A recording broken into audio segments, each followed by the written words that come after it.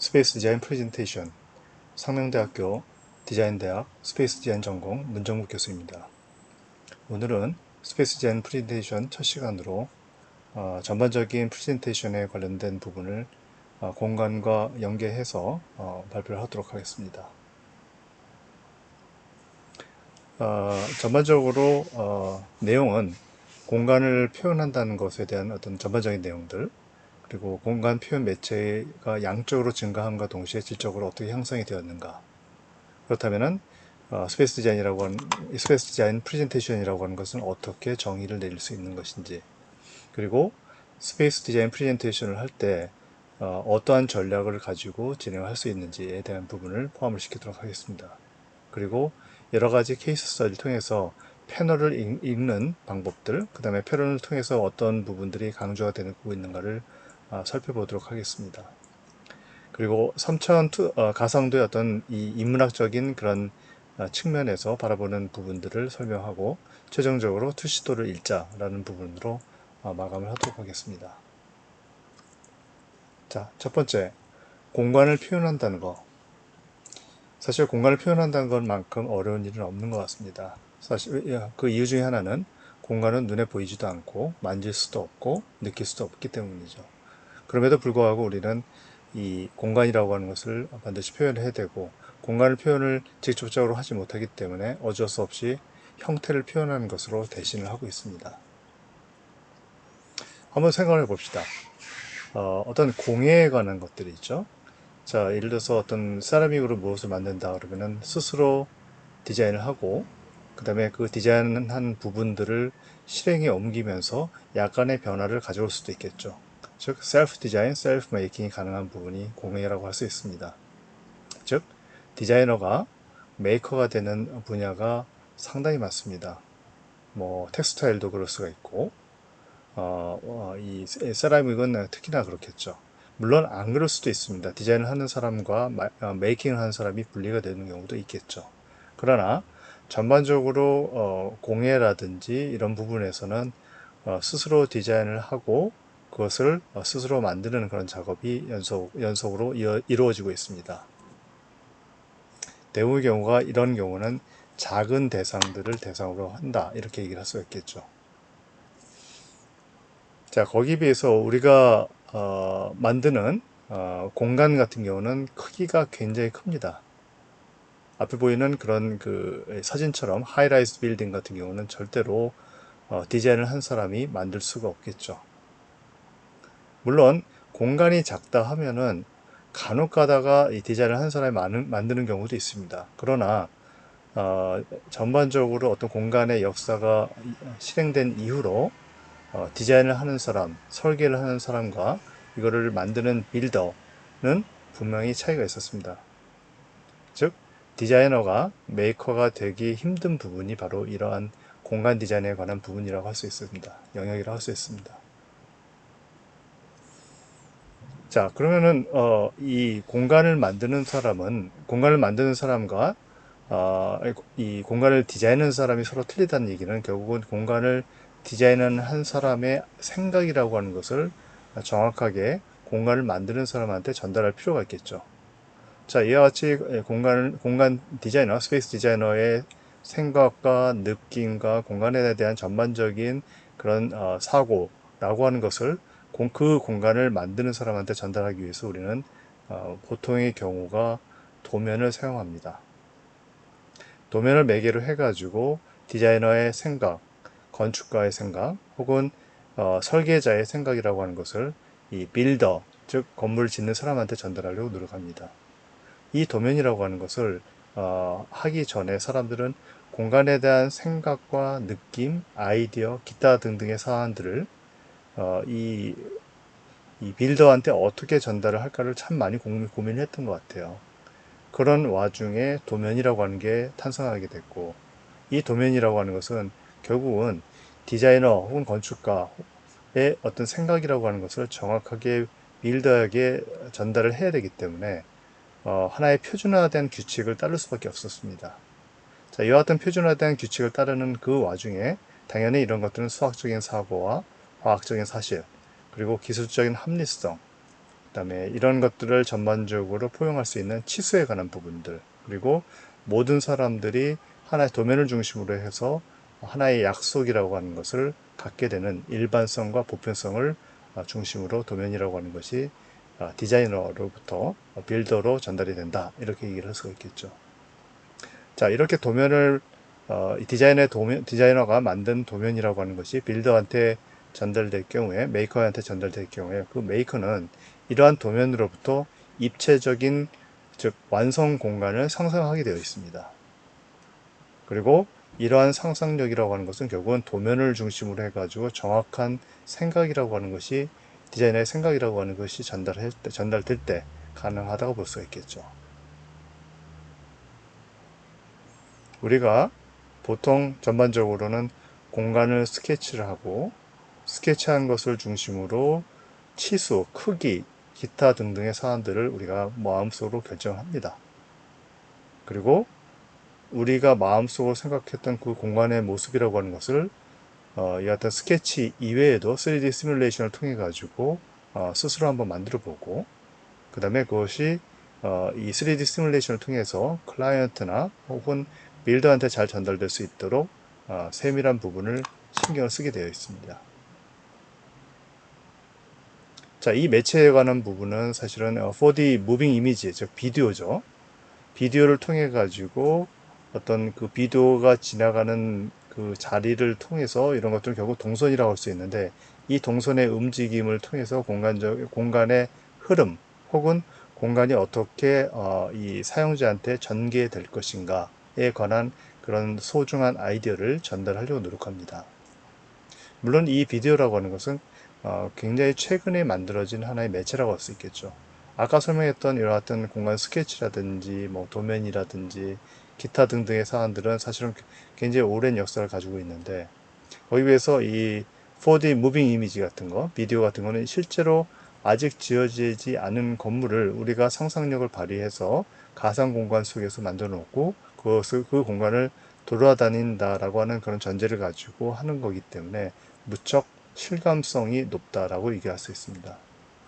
조금 더 나간다면 똑같은 4D 무빙 이미지라 할지라도 게임처럼 어떤 유저가 본인의 동선을 결정하고 멈춤과 그다음에 걸어감, 그리고 달려감, 기타 등등의 어떤 사안들을 스스로 결정할 수 있기 때문에 훨씬 더 입체적이고 선택적인 어떤 동선이라든지 선택적인 공간의 어떤 전개, 이런 것들이 가능하다고 할 수 있겠죠. 그래서 4D 무빙 이미지라고 하는 것을 시뮬레이터 혹은 게임과 같은 환경 속에서 보여주는 것들이 최근에 나타나고 있습니다.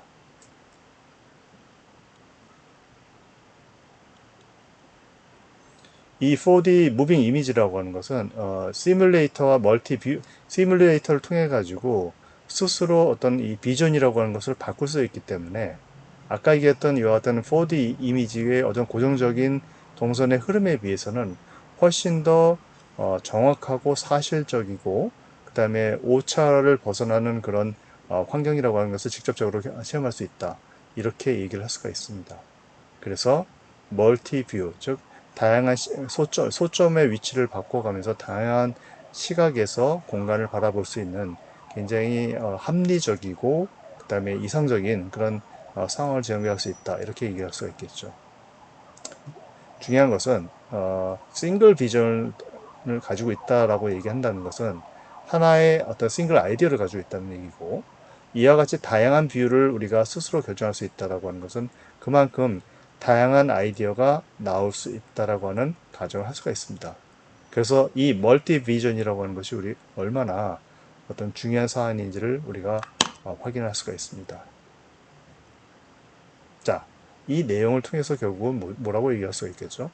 공간의 표현 매체가 양적으로 증가한다는 것이 결국은 질적으로 향상이 된다, 이렇게 표현할 수 있는데, 공간 표현이라고 하는 것들이 많아지면 많아질수록 그 다음에 그 표현 매체가 많아지고 훨씬 더 다기능화되고 그 다음에 훨씬 더 현실감이 있으면 있을수록 어떤 실수라든지, 즉 우리가 도면을 그리고 나서 그것이 완성이 됐을 때 우리가 예상하지 못했던 그런 상황들이 전개될 수도 있고, 혹은 우리가 예상을 했었는데 그러지 않은 상황으로 전개될 수가 있는데, 이와 같은 3D 뷰, 4D 무빙 이미지 같은 경우는 그와 같은 어떤 실수라고 하는 것을 최대한 줄일 수 있는 그런 요소가 될 수 있다. 이렇게 얘기를 할 수가 있습니다.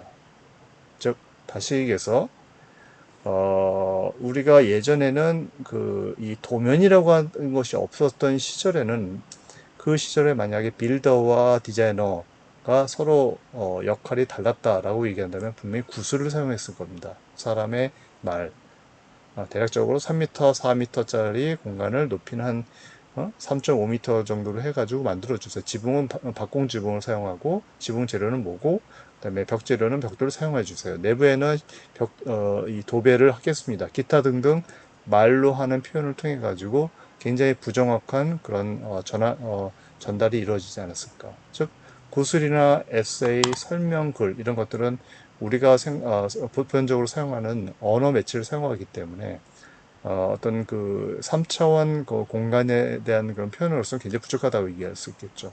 그러나 도면이 나오기 전에는 아마 이런 방법을 쓰지 않았을까 이런 판단이 됩니다. 도면을 그리고 혹은 그 도면을 통해 가지고 아이디어라고 하는 것을 직접 시킬 수 있는 다이어그램이라든지 혹은 현실감, 실현성이라고 하는 것을 기반으로 투시도와 투상도를 만들어서 제공할 수도 있고 혹은 모델링을 통해 가지고 실제 공간을 축소해서 만듦으로써 정말로 어떤 어떤 현실감 있는 그런 공간을 만들 수 있다라고 하는 그 가정이 될 수가 있겠죠. 자, 그 몇십 년 전만 하더라도 여기까지였습니다. 여기까지였었고 그 이후에 투시도나 투상도를 컴퓨터로 그리기 시작하고 모델링이 가능하고 이것이 게임과 연관이 되면서 3D 동영상이 가능하고 심지어는 VR과 AR이 가능한 시대로 전개가 되면서 훨씬 더 실감형 매체로 바뀌고 있다. 즉 스페이스 표현 매체의 양적 증가라고 하는 것 자체가 질적으로 향상되는 것과 매칭이 되고 있다. 이렇게 얘기를 할 수가 있습니다. 자, 이 생각이라고 하는 것을 우리가 조금 더 입체적으로 한번 생각해 봅시다. 원숭이가 원숭이와 인간의 어떤 공동 조상이라고 하는 것이 있다가 이렇게 분리가 됐죠. 분리가 돼가지고 사람이 됐다가 사람을 카피라이트한 어떤 카피한 그런 그 로봇이 나오기도 하고 이런 부분들이 있는데 공간 표현의 매체의 어떤 다양성이라고 하는 게 실질적으로 공간을 만드는데 공간을 디자인하고 공간을 창조하는데 어떤 의미가 있는지를 한번 고민해 봅시다. 이 찰스 다윈이라고 하는 사람은 1809년에서 1882년까지 살았네요.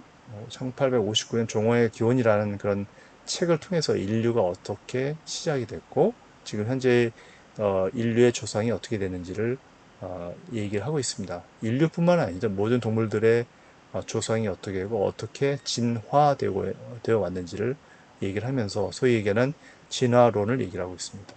1871년 다윈은 이런 말을 했는데 인류의 유래라고 하는 책에서 인류는 아마도 나무 위에서 사는 털이 있고 꼬리가 없는 네 발 짐승에서 유래했다 라고 하는 것을 통해서 인류의 아프리카 기원설을 예측하고 있습니다. 즉 인류와 원숭이에 해당하는 그 유언인 인류와 유언인의 공동조상이라고 하는 그 이다라고 하는 게 있었는데 이 이다라고 하는 존재는 쉽게 얘기하면은 이 나무에 살던 그런 존재였습니다. 근데 나무에 살던 존재인데 어느 순간 이 이다가 한쪽은 인류가 되고 한쪽은 유언이 됐습니다. 둘 다 이제 똑똑한데 이 이다라고 하는 것을 지금 가상으로 이렇게 그려놨는데 이 얘네들은 뭐냐면은 쉽게 얘기해서 네 발을 가지고 나무로 올라가기 때문에 이 척추 조직이 굉장히 발달했답니다. 척추도 발달하면서 나무를 굉장히 쉽게 올라갔어. 왜냐하면 나무를 양손으로 올라가는 것도 아니고 두 발로 올라가는 것도 아니고 소위 얘기하면 네 개의 발을 사용해서 올라가기 때문에 훨씬 더 척추가 발달할 수밖에 없었다고 얘기를 합니다. 그런데 이와 같이 척추가 발달하면은 직립보행이 가능할 수도 있다는 그런 가설이 있을 수가 있었습니다. 그래서 이 직립보행이 가능한 그런 이 상황에서 어떤 일이 벌어졌냐면은 아프리카의 어떤 지층의 어떤 변화가 생겼습니다. 그래서 우리가 보통 이쪽으로 해가지고 이렇게 산맥이 생기면서 편서풍이 불고 기타 등등의 사안들이 즉 지형의 변화가 있었고 거기에 따라서 초원이라고 하는 게 나무가 없는 초원이라고 하는 게 만들어지죠. 자, 이와 같이 초원이 만들어지니까 어떤 일이 벌어지냐면은 사자와 같은 그런 맹수가 동물을 굉장히 쉽게 잡아먹을 수 있는 그런 상황이 됩니다. 즉 맹수에게 굉장히 노출되기 쉬운 환경이 만들어져 있고 그렇기 때문에 이 맹수들은 특히나 이런 나무들이 없어지니까 주변에 동물들이 별로 없어지고 그러면서 식량이 부족해지고 소위 얘기하는 엄폐라고 은폐라는 것에 어려움이 생기게 되죠. 자, 이와 같이 맹수에게 노출되기 쉬운 상황에서 굉장히 빨리 달리면 달릴수록 이 맹수로부터 보호받을 수 있는 그런 이 구조가 만들어지기 시작했죠. 사람들은 그 이다에서 출발한 사람의 조상은 네 발로 다니다가 두 발로 다니는 게 훨씬 더 빠르다는 것을 알게 됩니다. 그런 과정을 통해서 결국은 나무에서 내려와서 두 발로 걸으면서 직립보행이라고 하는 것이 가능하게 되었다고 얘기합니다. 자, 이와 같은 직립보행이 가능해지니까 어떤 일이 벌어졌냐면은 소위 얘기해서 성대의 크기가 바뀌었대요. 성대가 예전에는 이제 이 정도였는데 이렇게 직립보행을 하면서 성대가 이렇게 벌어지는 걸 통해서 여러 가지 소리가 나기 시작했다라고 얘기해요.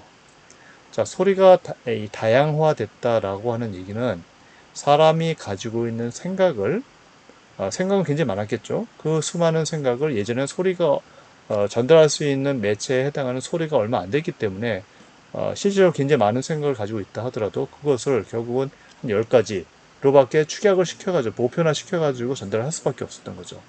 자, 그러던 것이 성대가 열리면서 소리가 예전에는 10가지밖에 얘기를 못했는데 이제는 100가지, 10,000가지를 이제 소리를 내기 시작하는 거예요. 자, 이와 같이 많은 가지 소리를 내면서 사람이 가지고 있는 다양한 생각이라고 하는 것을 상대방한테 전달할 수 있었고, 상대방도 마찬가지로 본인이 가지고 있는 만 가지 생각을 타인한테 전달할 수 있기 때문에 서로 가지고 있는 생각이라고 하는 것, 아이디어라고 하는 것을 서로 주고받으면서 인류의 문명이라고 하는 것이 싹트기 시작했다. 그 과정에서 인류는 모든 어떤 그런 지구상의 어떤 왕이 되는 그런 상황이라고 하는 것이 벌어졌다. 이렇게 얘기를 할 수가 있습니다. 신체적으로는 뭐 맹수에 비해서 훨씬 더 열등한 게 사람인데 이러한 성대가 열리고 안 열리고의 어떤 그런 차이, 성대가 훨씬 더 발달하면서 즉 어떤 전달할 수 있는 전달 매체에 해당하는 소리가 많아지고 이 소리를 사용할 수 있는 소리의 폭이 넓어지고 그런 과정에서 사람들이 가지고 있던 생각이라고 하는 것이 서로 교환되고 서로 소통되면서 인류의 문명이 발전됐다. 이렇게 얘기할 수 있는 겁니다. 자, 이 소리의 다양화라고 하는 것은 아까도 얘기했지만 전달할 수 있는 정보가 증가하고 그래서 지식이 증가하고 결국은 뇌의 용량도 점차 커지는 그런 양상을 가지고 있었다. 이렇게 얘기할 수가 있습니다. 소리가 다양하다는 얘기는 소리가 다양해서 전달할 수 있는 정보가 많아진다는 얘기를 우리가 사용하는 공간 표현에 빗댄다면은 이와 같이 예전에는 사용할 수 있는 매체가 별로 없었거든요. 그런데 이게 많아졌어. 자, 이 공간을 생각하고 그것을 전달하는 그런 매체가 많아졌다는 얘기는 결국 정보가 증가가 되는 원인이 됐고 이 정보의 증가에 의해서 공간 디자인은 훨씬 더 지식적으로 증가하게 되고 이 지식을 중심으로 해서 창의성이라고 하는 것이 훨씬 더 많이 발현되고 있습니다. 이거 정말로 내가 느끼고 있는 부분이에요. 내가 대학교 다닐 때만 하더라도 인터넷 뭐 이런 게 없었기 때문에 우리가 도서관에서 볼 수 있는 책이 전부였습니다. 간혹 가다가 이제 어떤 교수님들이 외국에 갔다 오시면서 어떤 그런 해외 잡지나 어떤 그런 그 책들 이런 것들을 가지고 오시면 이제 사가지고 오실 때가 있었는데 그거를 우리가 보면은 항상 카피를 하고 뭐 사진을 찍어준다든지 이런 걸 통해 가지고 그 자료를 가지려고 대단히 노력했던 상황이 있었습니다. 지금은 그럴 필요가 없죠. 뭐 핀터레스트에서 내가 원하는 이미지 하나만 찾더라도 그와 관련된 이미지를 인공지능을 통해 가지고 얼마든지 우리가 찾을 수가 있는 거잖아요. 자, 이건 뭐예요? 이런 과정을 통해서 결국은 디자인의 퀄리티라고 하는 것이 높아질 수밖에 없고 그 디자인의 퀄리티가 높아지는 것 속에 담겨져 있는 개개인의 여러 가지 다양한 우수한 생각이라고 하는 것 자체가 상호 교환을 하면서 공간 디자인이 훨씬 더 발전을 하고 있다. 이렇게 얘기를 할 수가 있습니다. 자, 피터 드러커라는 사람이 한 말이 있습니다. 인간에게 있어서 가장 중요한 능력은 자기 표현이며 현대의 경영이나 관리는 커뮤니케이션에 의해서 좌우된다 라고 하는 말을 할 정도로 이 어떤 매체가 증가하는 것을 통해서 질적으로 어떤 이 향상이 되는 것에 대한 본질을 얘기를 하고 있습니다. 자, 그렇다면 스페이스 디자인 프레젠테이션은 우리가 어떻게 정의를 내리고 어떻게 시작할 수가 있을까 고민 한번 해봅시다. 자, 스페이스 디자인 프레젠테이션이라고 하는 것은 공간 디자인을 표현하는 것을 얘기하는 것. 창작된 스페이스, 즉 공간에 대한 창작자에 해당하는 디자인의 생각이라고 하는 것을 상대방한테 전달하는 것을 얘기하죠. 이 프레젠테이션이란 말 자체가 결국은 보여주는 방식을 얘기를 하기 때문에 하나의 매체라고 얘기를 할 수도 있습니다. 창작된 공간 디자인에 대한 디자이너의 생각과 그걸 만들 때 어떤 느낌이라고 하는 것을 적절한 매체를 통해서 전달한다면 클라이언트는 거기에 대해서 동의를 하고 공감을 할 수가 있을 것입니다. 창작된 공간 디자인에 대한 디자이너의 생각과 느낌이 적절한 매체를 통해 전달했음에도 불구하고 클라이언트의 동의와 공감을 얻지 못하는 경우가 있죠. 이건 뭐예요? 우리는 사실은 전달을 한다라고 얘기를 하는데 사실은 전달이라고 하는 표현보다는 이 공간에 대한 그 클라이언트의 생각과 느낌이 새로 창조가 되는다라는 표현이 더 맞을 것 같아요. 즉 다시 얘기해서 창작된 공간 디자인에 대한 디자이너가 가지고 있는 원래의 생각과 느낌이라고 하는 것 자체를 전달을 하기 위해서 적절한 매체를 통해서 전달을 했는데 그러면 이거를 이제 수동적으로 클라이언트는 받아들이냐 그건 아닌 것 같고 그 공간에 대한 클라이언트의 생각과 느낌이 그 적절한 매체를 통해서 창출된다, 창안된다라고 하는 표현이 훨씬 더 맞는 표현이 될 수가 있습니다. 그러나 둘 사이가 서로 틀린 것처럼 보이지만 이 적절한 매체를 통해서 공간이라고 하는 것을 공유를 한다라고 하는 표현이 맞는 표현이라고 얘기할 수가 있습니다. 창작된 공간 디자인에 대한 디자인의 생각과 느낌을 적절한 매체를 통해서 전달하고 그 과정을 통해서 클라이언트는 동일한 유사한 생각과 느낌을 스스로 만들어 나갔다 얘기했을 이런 과정이라고 하는 것을 가장 일반적인 과정이라고 생각했을 때 중요한 것은 디자이너의 생각과 느낌을 명료화할 필요가 있습니다. 자, 중요한 것은 이와 같은 생각과 느낌을 명확하게 만드는데 그 명확하게 만든다는 것의 본질은 결국은 자신의 생각을 정확히 안다는 것이 가장 중요하다고 얘기할 수 있고 결국은 공간에 대한 생각과 느낌이 서로 일치를 해야 된다라는 부분이라고 할 수 있습니다. 즉 창작하고자 하는 공간에 대한 생각과 창작된 공간에 대한 느낌이 동일할 경우에 결국은 자신의 어떤 생각을 명확히 안다라고 얘기할 수가 있습니다.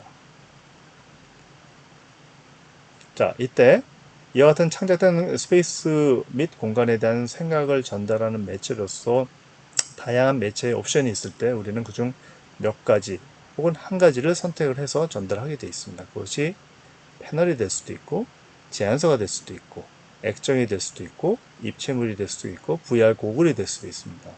자, 우리가 졸업작품에서 이와 같이 패널과 제안서, 액정, 입체물, 고글 이런 것들을 사용하는 이유는 뭘까요? 첫 번째는 디자인의 생각을 클라이언트 혹은 빌더한테 전달해 주겠다라고 하는 그런 의지라고 하는 것 자체가 이러한 다양한 매체를 통해서 만약 어떤 매체가 실패하더라도 다른 매체를 통해서 가능하게 하겠다라고 하는 의도라고 할 수 있고 두 번째는 이와 같은 다양한 매체를 사용했을 경우에 이걸 받아들이는 클라이언트의 생각이라고 하는 것도 마찬가지로 창의적으로 뭔가를 창출하는 그 머리 내부에서 발생되는 일이라고 할 수가 있습니다.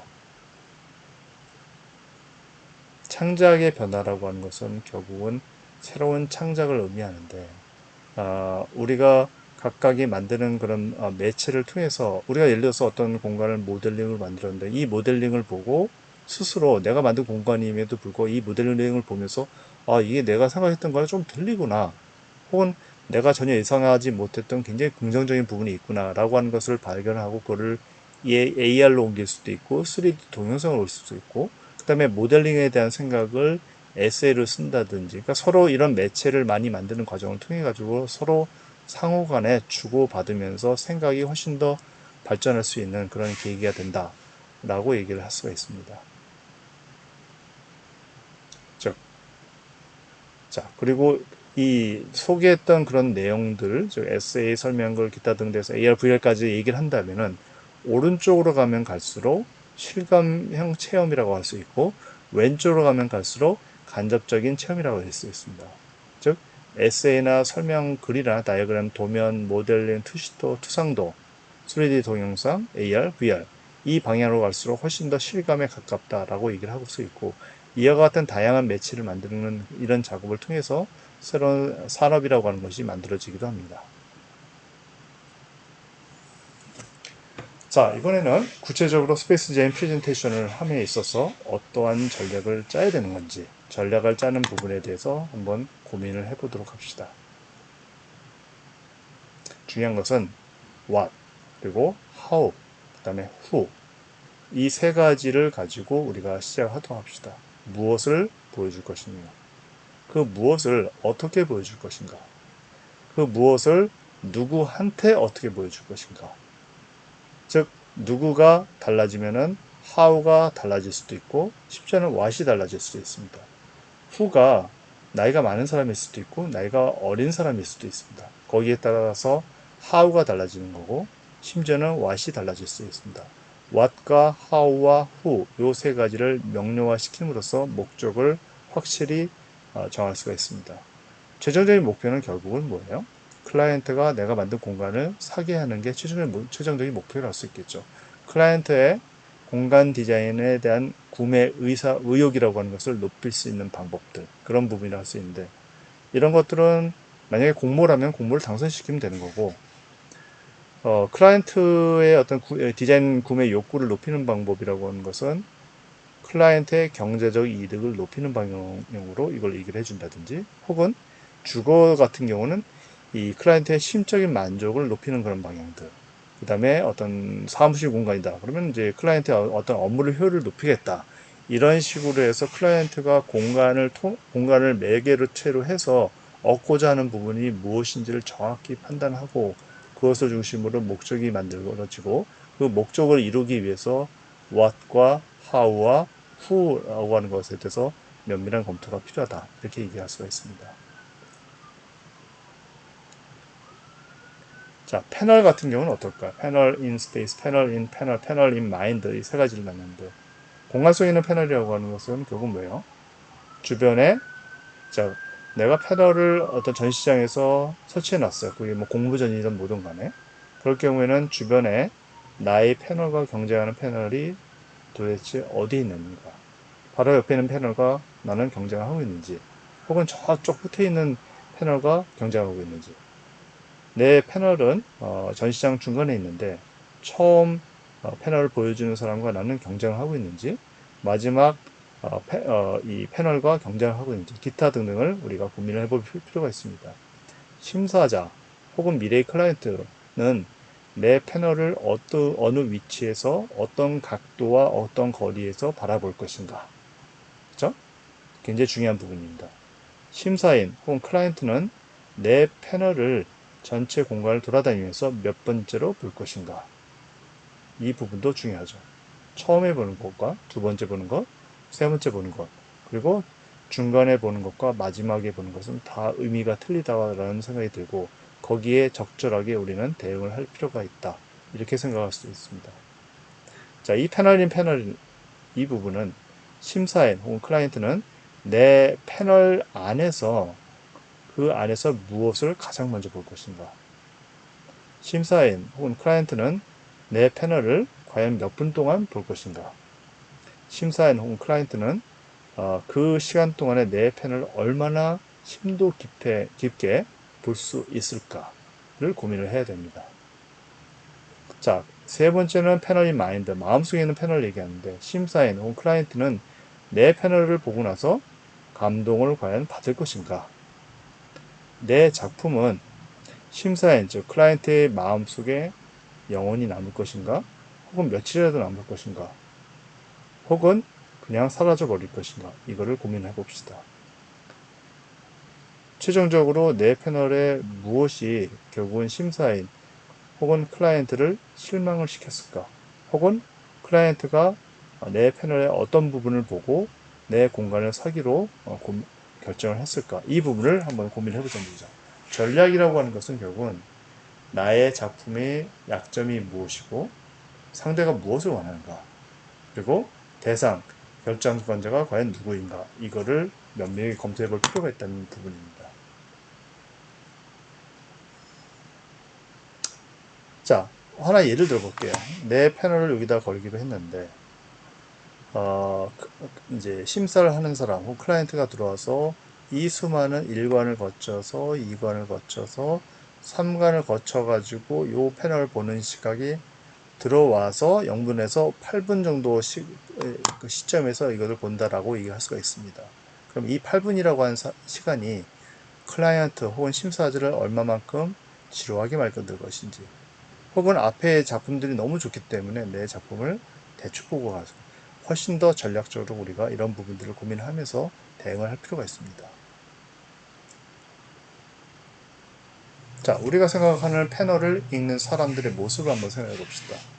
패널이 600에 2100짜리로 만들었습니다. 사람의 시선은 과연 이쪽으로 향할 것인가? 여기로 향할 것인가? 중간으로 갈 것인가? 이쪽으로 갈 것인가? 혹은 이, 이 사람의 시선이라고 하는 것이 여기서부터 여기까지 2100을 다 볼 수 있을 만큼의 거리를 띄울 수 있는 방법이 있는지, 혹은 아닌지, 기타 등등을 고민해 봅시다. 자, 실질적으로 사람들이 패널을 읽는 방식은 이겁니다.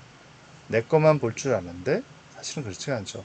전체를 보고 그 중에서 내 거가 이 선택이 돼야 됩니다. 일단은 선택이 되기 위해서는 뭐예요? 어떻게 무슨 일을 해야 될까요? 일단 눈에 띄어야 되죠. 눈에 띄는 역할이라고 하는 것을 내 패널 속에서는 어떤 부분이 할 수가 있을 것인가 한번 고민해 봅시다. 우리가 이건 작년에 이제 졸업작품 했던 학생들의 패널을 쭉 모아둔 거예요. 한번 봅시다. 이 중에서 어느 게 눈에 띄는지, 그리고 눈에 띄는 것은 왜 그러는 것인지, 그 왜 그런지를 우리가 면밀히 검토해 본다면 훨씬 더 전략적으로 패널링을 만드는데 그 노력을 할 수가 있을 거라고 생각됩니다. 자, 중요한 것은 패널이 이렇게 되어 있을 때 이 클라이언트는 무엇을 볼까요? 볼 수 있는 부분은 대부분 이쪽입니다. 포커스 에어리가 이만큼이고 밑에 있는 부분은 사실은 보기가 좀 어렵습니다. 그래서 이 사람은 과연 몇 분 동안 1번이라고 하는 부분을 굉장히 집중적으로 보고 그 다음에 2번을 조금 더 볼 수가 있고 3번을 최종적으로 보거나 혹은 포기하고 다른 패널로 넘어갈 수가 있습니다. 여러분들이 생각하는 것만큼 이 패널을 보는 사람들은 그렇게 충실하지가 않습니다. 얼핏 보고 지나간다 라는 생각을 가지고 이 얼핏 보고 지나가려는 사람을 붙들기 위해서 나는 어떻게 주목성을 만들 것인가를 고민을 해봅시다. 자, 이제 패널을 한번 읽어봅시다. 조용의 기본은 강약입니다. 강약이 있어야지 강강 혹은 양약으로 되어 있을 때 사람들은 패널을 읽기를 거부합니다. 자, 이걸 봅시다. 패널에서 하이러키가 부재한 그런 케이스라고, 누가 어떤 학생이 한 건데, 다행히 외국 학생이에요. 이 학생을 내가 폄하하는 건 아닌데, 이 왼쪽 패널을 한번 봅시다. 한마디로 얘기해서, 하이러키, 즉, 위계 관계가 없기 때문에, 과연 이 시선을 어디에 둬야 될지 전혀 모릅니다. 대략적으로 이 부분에 넣을 것 같고, 2번일 것 같고, 근데 1번과 2번, 혹은 이 요소들 사이에 서로 충돌이 있는 거죠. 1번이라고 하면 하나, 둘, 세 가지인데 이 세 가지 중에서 과연 누구를 먼저 볼 것인가 이게 안 되는 거죠. 자, 거기에 비해서 오른쪽에 있는 패널은 첫 번째는 여백이 많습니다. 여백이 많고 그 다음에 크고 작음이 서로 존재를 하면서 강과 약이 서로 공존을 한다 이렇게 얘기할 수 있죠. 얘네들은 어때요? 왼쪽에 있는 패널 같은 경우는 강과 약이 없죠. 다 강하려고 노력을 하고 있을 뿐이죠. 거기에 비해서 오른쪽 패널 같은 경우는 강과 약이 있고 그 다음에 1번, 2번, 3번의 순서로 사람들이 읽어 나갈 수 있게끔 친절하게 강약을 조절하고 있습니다.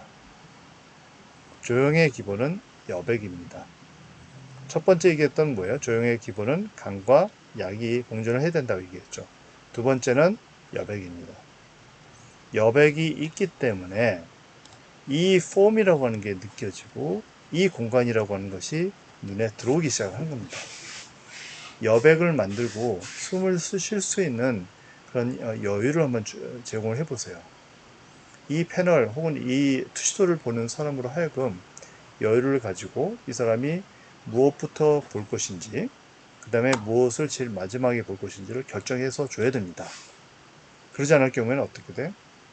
다 강하거나 다 여백이 없기 때문에 강당 혹은 병렬 형식으로 만들어졌기 때문에 보는 것을 포기할 수밖에 없는 겁니다. 자, 이 부분도 보세요.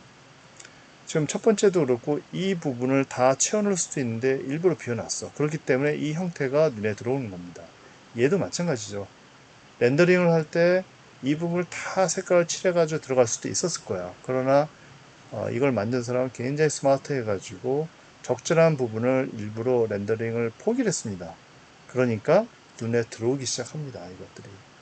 즉 색깔이 들어가고 그 다음에 넓고 그 다음에 강한 것들부터 먼저 보겠다. 얘를 보고 사람을 보고 옆에다 보고 그 다음에 이걸 보고 나머지 선들을 보고 이와 같은 프로세스를 만들어 주시기 바랍니다.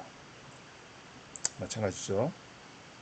여백이 있기 때문에 이 형태라고 하는 것이 보이기 시작하는 겁니다.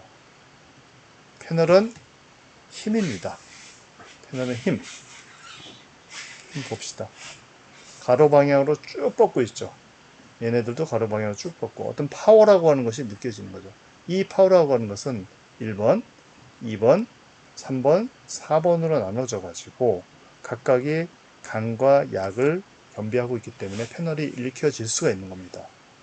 즉 강한 것이 있고 그다음에 아주 약한 것이 있고 중간으로 약하고 중간으로 강한 것이 있기 때문에 패널은 읽어진다 라고 표현할 수가 있는 거죠. 그 다음은 패널의 흐름을 읽자. 자, 이 패널 한번 보세요. 이 패널을 보면은 지금 현재 보면 어때요? 여기에 지금 현재 보면 이렇게 몬들레안 구성처럼 나눠져 있잖아요. 그렇죠? 이렇게 나눠져 있고 뭔가 중요한 게 하나 있고 또 하나가 있고 또 하나가 있으면서 이 라인이라고 하는 게 느껴지죠. 그다음에 이 라인이라고 하는 게 느껴져요. 이 라인이 연속이 되는 효과들. 이 라인이 가다가 이쪽으로 빠지는 느낌. 이런 느낌들이 있습니다. 그렇기 때문에 얘네들을 읽어 나갈 수가 있는 겁니다.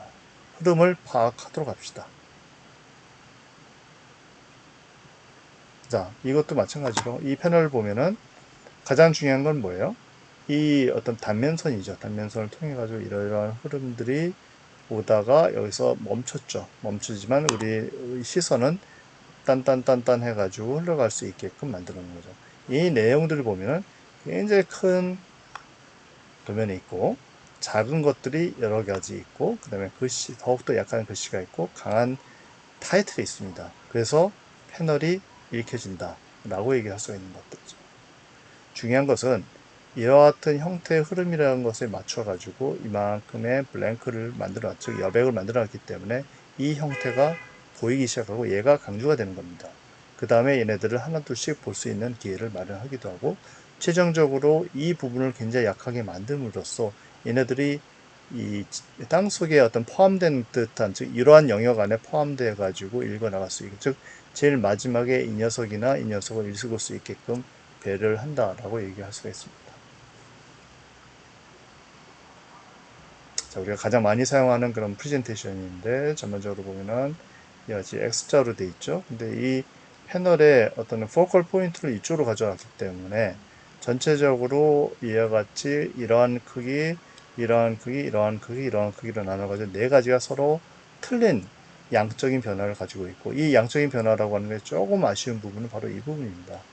여기서 아주 애매한 어떤 이 단계를 밟고 있어. 이게 정확하게 센터도 아니고, 그렇다고 내가 봤을 때는 좀 옮긴다 한 이 정도 옮겨주는 게 맞았을 텐데, 저 프로포션을 보면. 왜냐면 이 프로포션이라는 게 벌써 만들어져 있잖아. 그렇기 때문에 이 프로포션에 맞춰가지고 얘도 이렇게 세로로 만들고, 세로로 만들고, 얘는 길쭉해지고, 이러한 코디네이트가 필요했음에도 불구하고 그거를 무시하고 갔다라고 얘기할 수 있는 부분들이죠. 자, 이거는 패널을 하나의 큰 이미지로 만들어 놓고 그거를 이렇게 만들어 놓으니까 어때요? 잘은 모르겠는데 옆에 패널이 작은 투시도를 가지고 승부를 냈다. 이 친구는 굉장히 크고 강한 투시도로 승부를 내면서 얘를 강조를 하고 그 다음에 강조할 부분들을 어떤 이 설명들이죠. 컨셉에 관한 부분을 설명하고 최종적으로 이 부분을 하면서 제목을 강조를 하고 있습니다. 그죠? 이 부분 같은 경우도 조금 안 좋은 사례라고 할 수 있는데 전체적으로 패널을 보면은 이렇게 만들어져 있고 밑에가 이렇게 돼요. 두 가지로 1번, 2번으로 구성이 되는데 엉뚱하게 이러한 부분들이 나오죠. 그렇죠? 이 부분들은 사실은 굉장히 마이너스적인 요소라고 할 수 있고 이 부분을 이런 투시도 밑에 들어간다 이런 방법을 통해 가지고 훨씬 더 패널을 다양하게 만들 그런 가능성이 있었음에도 불구하고 하지 못했다 얘기할 수 있습니다. 자, 이 패널을 어떻게 읽을 수 있을까요? 이렇게 한번 읽고, 그쵸? 그 다음에 이렇게 한번 읽겠죠. 즉, 1번과 2번으로 읽고, 그 다음에 가운데 박스가 읽어지겠죠. 자, 이와 같은 방식으로 패널을 읽어 나갈 수 있습니다. 자, 그 다음은 공간 형태에 대한 기술을 어떻게 할 수 있을까를, 즉, 드래프팅에 대한 부분을 좀 설명하도록 하겠습니다. 우리가 공간을 표현한다는 것은 도면을 가지고 표현할 수도 있고 공간에 대한 스케치를 가지고 할 수도 있고 공간 투시도도 가능합니다. 공간에 대한 디자인의 생각이라고 하는 것은 도면, 투시도 등의 공간 형상에 대한 기술을 통해 이해를 한다라고 얘기할 수가 있는데 도면과 투시도에 대한 이해 부족이 있다면 어떻게 될까요? 도면과 투시도를 그렸음에도 불구하고 디자이너가 가지고 있는 생각이라고 하는 게 적절하게 전달이 안 돼. 그 경우에는 우리는 다이어그램을 사용하게 되어 있습니다. 이 다이어그램이라고 하는 것은 디자이너의 생각이라고 하는 것을 단순화시켜서 쉽게 이해를 할 수 있게끔 만든 것을 다이어그램이라고 합니다. 자, 다이어그램이 굉장히 많이 어떤 예시를 가지고 있죠. 이 예시를 통해 가지고 생각하고 있는 아이디어라고 하는 것, 디자이너가 생각하고 있는 아이디어와 느낌 이런 부분들을 전달할 수 있는 그런 다이어그램을 만들고 있습니다. 조금 더 확장된 프레젠테이션을 얘기한다면 프로젝트 쇼라고 하는 것은 결국은 하나의 포트폴리오라고 할 수 있고 포트폴리오는 페이퍼 기반의 포트폴리오도 만들어질 수 있고 내가 여러분들이 오면 홈페이지를 하나씩 만들 것 같아요. 개인 홈페이지를 지금이라도 늦잖아. 뭐 1년에 그거 러닝 해봤자 한 뭐 10만 원 정도밖에 안 되거든요. 사실은. 그래서 홈페이지를 만들어가지고 지금부터 여러분들의 미래, 10년 뒤의 미래를 하나씩 정리하는 것이 중요합니다. 블로그를 만들 수도 있고 홈페이지가 만들기 좀 힘들다 그러면 블로그에 넣기도 하고 여러분들한테 페이스북과 인스타그램을 계속 강조하는 것은 지금 현재 여러분들이 올리는 페이스북과 인스타그램의 여러분들의 작품이 앞으로 10년 뒤 혹은 15년 뒤에 클라이언트가 될 가능성이 높다는 부분입니다. 자, 3차원 가상도의 인문학이라고 얘기를 할 수 있겠죠. 우리가 뭐 투시도 뭐 이런 것들, 이 투시도를 통해서 어떠한 인문학적인 지식을 우리가 얻을 수 있을 것인가를 고민을 한번 해봅시다. 1점 투시도를 통해 가지고 이 부분을 강조를 하고 있죠. 강조하고 있고 이 보는 사람을 중심으로 공간이 전반적으로 전개가 된다라고 얘기했었죠. 이 투시도라고 하는 것은 말 그대로 공간을 보는 사람을 중심으로 세상을 어레인지한 부분입니다. 그래서 이 공간을 보는 사람, 뭐 클라이언트가 되겠죠. 그 사람 중심으로 공간을 만들었다 얘기할 수 있고 투시도가 투상도라고 하는 것은 훨씬 더 설명적이에요.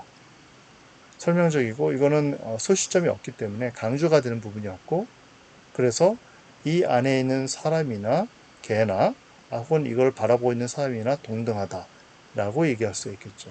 이 부분은 어때요? 여기 있는도 이 투시도 안에도 사람이 많이 있지만 결국은 이 투시도를 보는 사람이 전체 투시도 안에 있는 모든 세상을 지배한다 라고 얘기할 수 있는 거고 투상도가 됐을 경우는 이 사람이나 이 강아지나 혹은 오른쪽에 있는 이 사람이나 이걸 바라보고 있는 나나 동일한 위치에서 바라본다 라고 얘기를 할 수가 있습니다.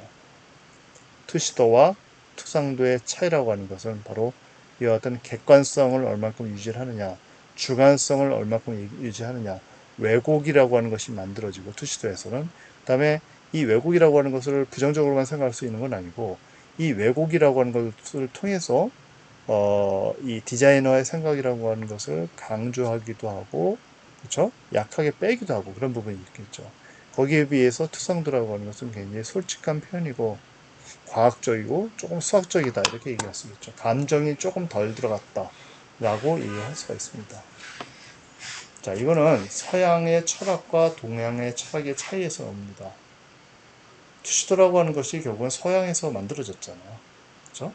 근데 이 서양 철학을 보면은 이 얘기가 있습니다. 창세기 1장 28절에 이렇게 나오는데 예전에도 한번 여러분들한테 소개를 했는데 창세기 1장 28절 하나님이 그들에게 복을 주시고 하나님이 그들에게 이르시되 생육하고 번성하여 땅에 충만하라 땅을 정복해라 바다의 물고기와 하늘의 새와 땅에 움직이는 모든 생물을 다스리라 라고 얘기를 하면서 인간 중심의 세계관을 얘기를 하고 있죠.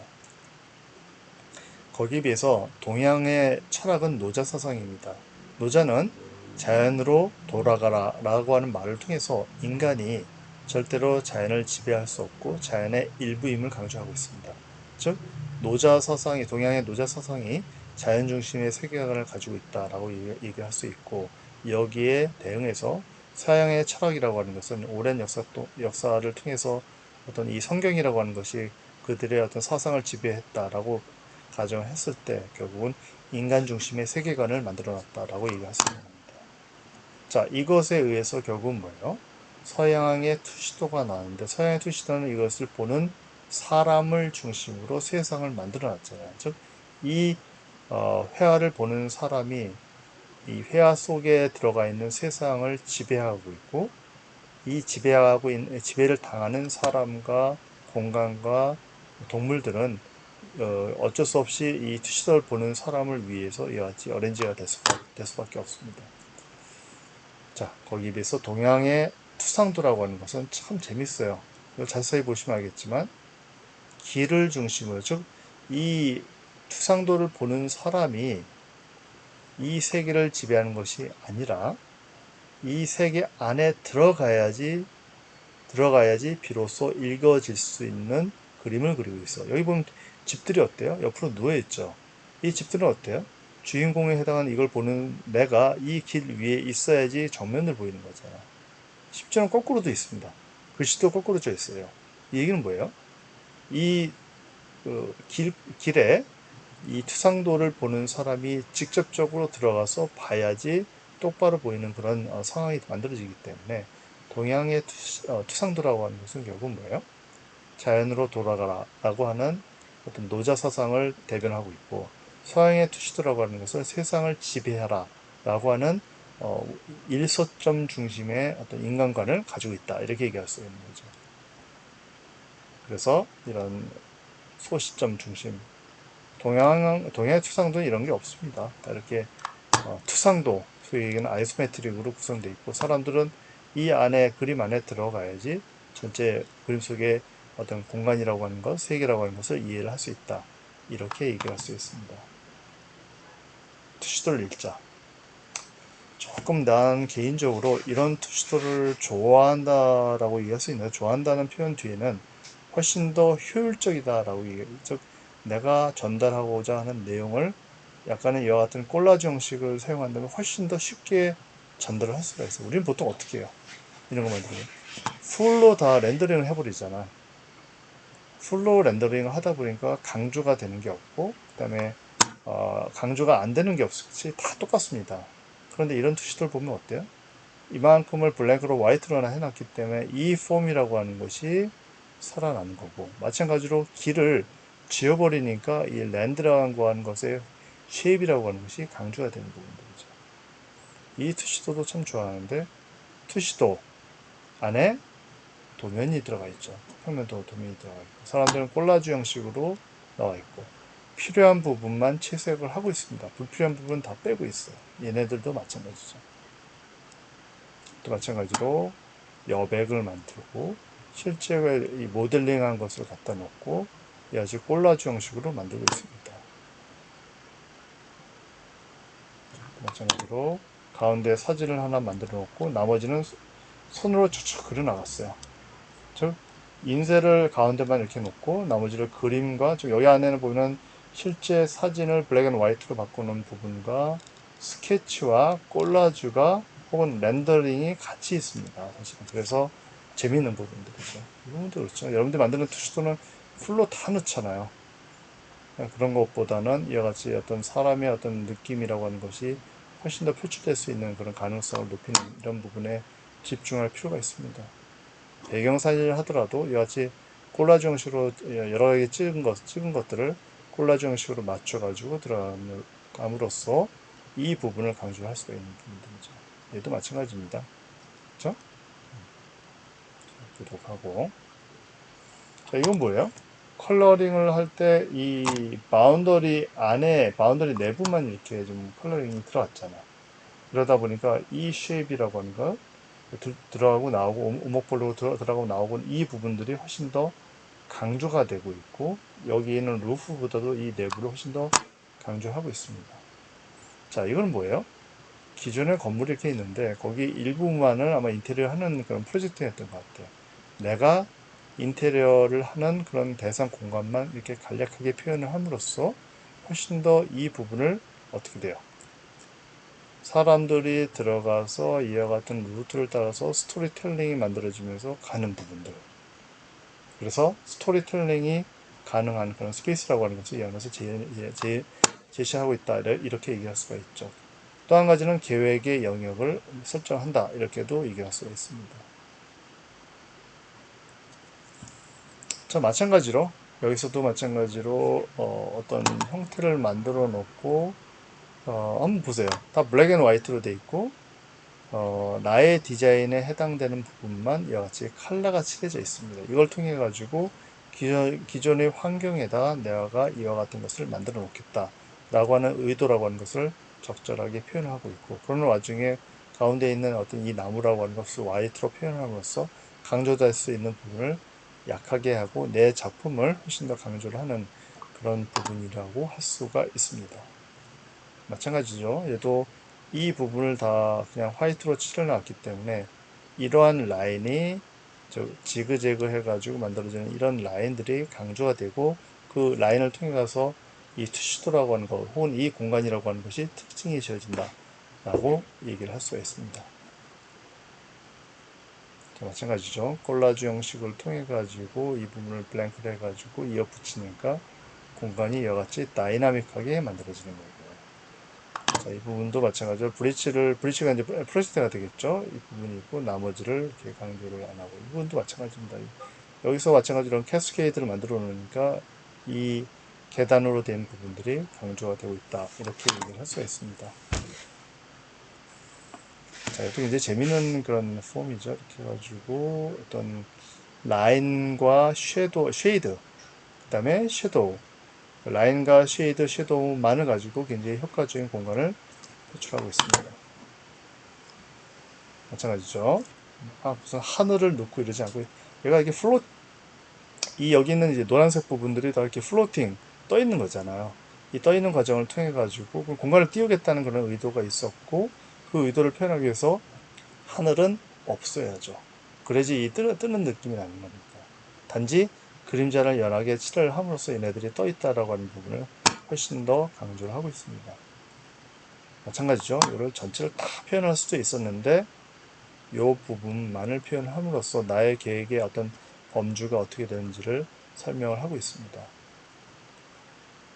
그래서 마찬가지죠. 이렇게 나무를 중심으로 표현하고 있지만 결국 얘를 중심으로 이 나무가 이 부분에 투영이 되고 있는 반사가 되고 있는 부분을 강조하기 위해서 여기에 그린을 올려놨죠. 즉 그린의 양은 이만큼인데 유리로 만들어진 거울로 만들어진 파사드를 제공함으로써 조경의 양이 2배로 바뀌는 그런 상황이라고 하는 것을 강조를 하고 있습니다.